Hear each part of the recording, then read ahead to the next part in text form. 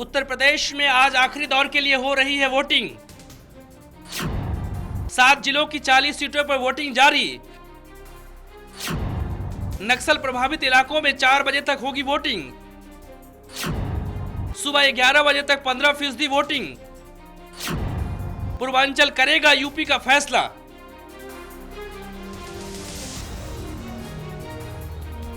UP में आखिरी दौर में 7 जिलों की 40 सीटों के लिए वोटिंग जारी है।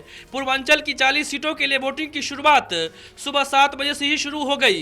सुबह 11 बजे तक 15% वोटिंग हुई है। वहीं नक्सल प्रभावित सीटों पर वोटिंग शाम 4 बजे तक होगी। बाकी सभी सीटों पर वोटिंग शाम 5 बजे तक चलेगा। वोटिंग को लेकर सभी 7 जिलों में कड़े सुरक्षा के इंतजाम किए गए हैं।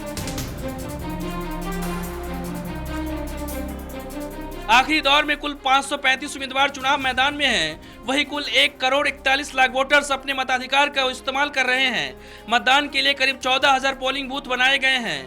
वोटरों में जबरदस्त उत्साह देखने को मिल रहा है। पोलिंग बूथों पर सुबह से ही भीड़ जुटने लगी है। सुबह 7 बजे से ही लोग लाइन में लगे हुए हैं। बड़ी तादाद में महिलाएं वोटिंग करने पोलिंग बूथ पर पहुंच रही हैं।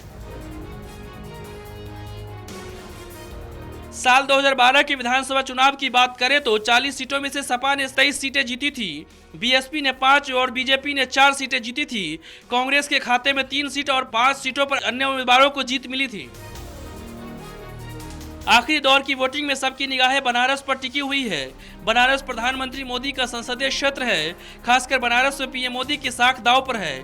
मोदी अपने संसदीय क्षेत्र में अपनी इज्जत बचाने के लिए पूरे लाव लश्कर के साथ बनारस में 3 दिनों तक डेरा डाले रखा।